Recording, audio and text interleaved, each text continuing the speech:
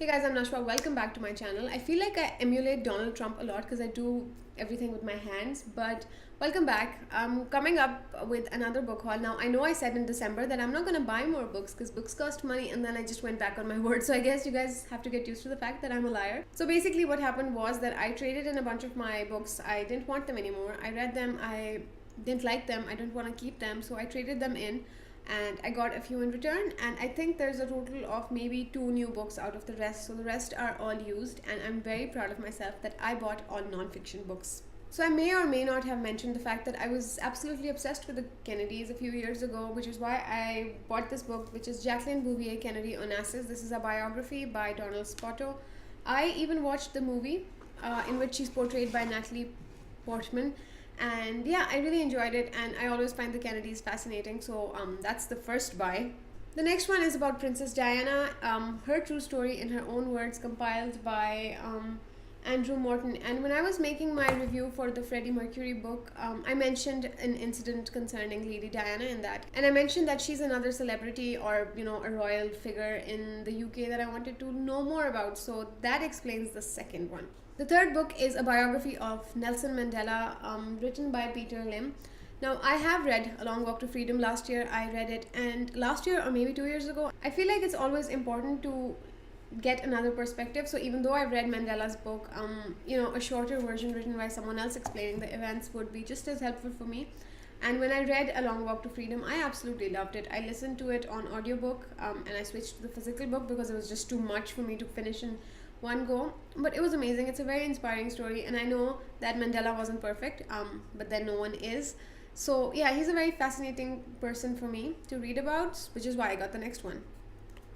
Now, the next 2 books are basically a variation of the same. The first one is Anne Frank's Diary, the graphic adaptation. Now, I feel like I haven't read any graphic novels last year, even though I love them. Like, they're some of my favorite mediums to consume because they're easy to read and the story is just as brilliant. So this is Anne Frank's Diary in graphic form, which is, really fun for me. But then I realized that I haven't read a diary of Anne Frank, so the graphic one wouldn't make much sense to me unless I knew the actual story, which is why I went and bought the diary of Anne Frank. Next up is sort of like a political memoir. This is Monica's Story by Andrew Morton. It's about Monica Lewinsky and probably about her affair with Bill Clinton.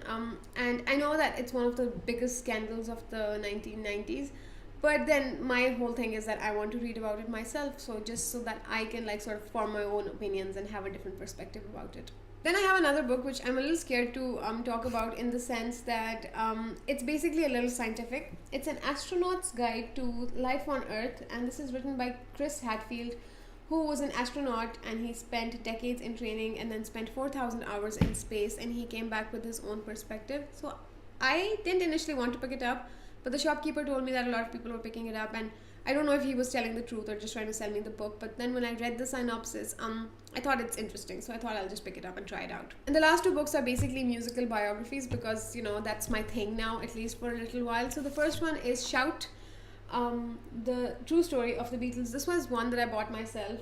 It's by Philip Norman, and when I was 17 or 18, I used to watch a lot of American Idol, and they would always play Beatles songs. So I think that's where my love of the Beatles started, because that's where I listened to Blackbird and Come Together and all of those really popular songs. But then I went and got the whole discography, and now I feel like I know most of the Beatles songs. So this should be a very interesting book for me to read because I love the Beatles, and with music stars and all of that, reliving it is even more fun.